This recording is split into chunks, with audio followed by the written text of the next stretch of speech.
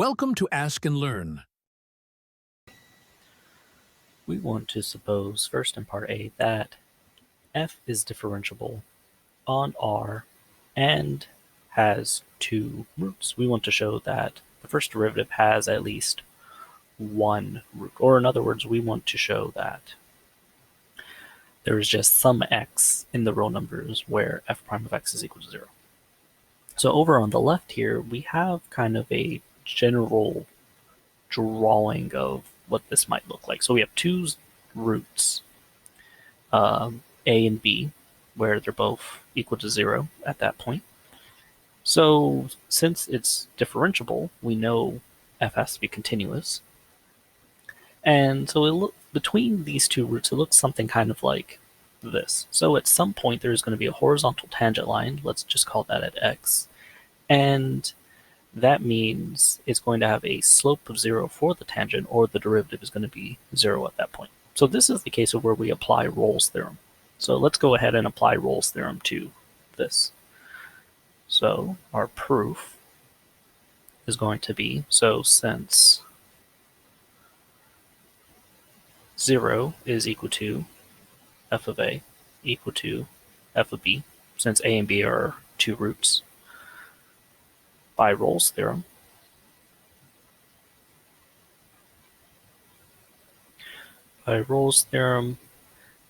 there is some x between those two. So there exists an x between a and b such that f prime of x is equal to 0. So that's what we were trying to show, so we put our little proof box with a smiley face because we're glad we're done with it. So again, just kind of making note. It doesn't even matter that this was equal to 0 right here. The only thing that we really care about is that we have 2 points that are equal to each other. And this is going to kind of be important when we go to part C and try to generalize what we did in A and B here. So just kind of keep that in mind. Now for part B, it says we want to assume that f is going to be twice differentiable, has 3 roots, and we want to show the second derivative has a root. So that's really just saying show for some z in the real numbers that the second derivative of z is equal to 0. All right. So we kind of have the same drawing for f to start. So we know there's 3 roots, so we'll just call them a, b, and c. And between a and b, there is something that has a horizontal asymptote, or not a horizontal asymptote, a horizontal tangent line, and likewise between b and c, there should be something with a horizontal tangent line. So both x and y will be equal to 0 when we plug those in to the first derivative. Now, if we were to kind of draw what the graph of the first derivative might look like, it'll look something kind of like that there. And, or at least for the graph we kind of have right above. And so between x and y, since this is going to be twice differentiable, the first derivative has to be continuous. And so, again, we can just apply Rolle's theorem, and it's going to show us that we have to have this horizontal tangent line. So the second derivative has to be 0 at that point. So it's going to be pretty much, we're going to apply Rolle's theorem 3 times. Or we can really think about it as we get to the first derivative case and then just apply part A. All right, so proof. So since, and we're going to assume that A is less than B is less than B. So since 0 is equal to f of A equal to f of B equal to f of C, then by Rolle's theorem,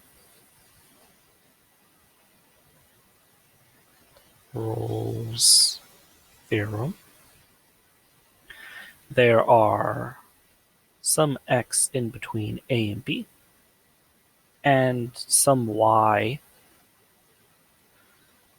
between B and C,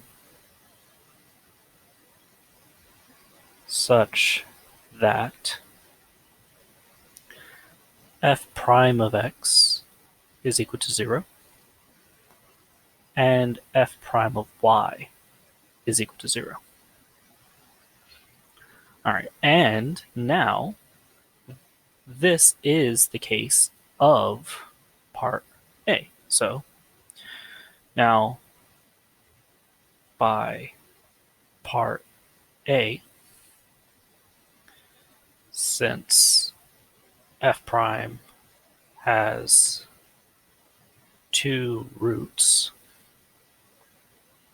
and is differentiable,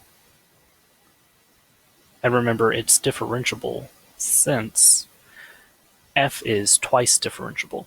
So that means the first derivative has to be differentiable. Then there is some z in between x and y where f double prime of z is equal to 0. All right. And so again, just kind of bringing the same point up that we did in the first part, it doesn't matter that these were roots. All we care about is that we had three numbers or 3 points that are all equal to each other. So now when we come over here to try to generalize it, depending on what they're asking, there's two ways we can kind of do this. So the first way, and probably the most obvious for what they're asking, is what they said was, so if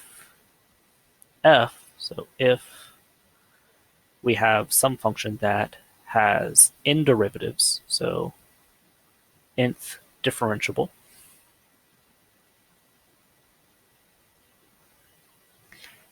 and so in the first case it was first differentiable, but we had two roots. In the second case it was twice differentiable and it had three roots. So then we're going to need n plus 1 roots. N plus 1 roots.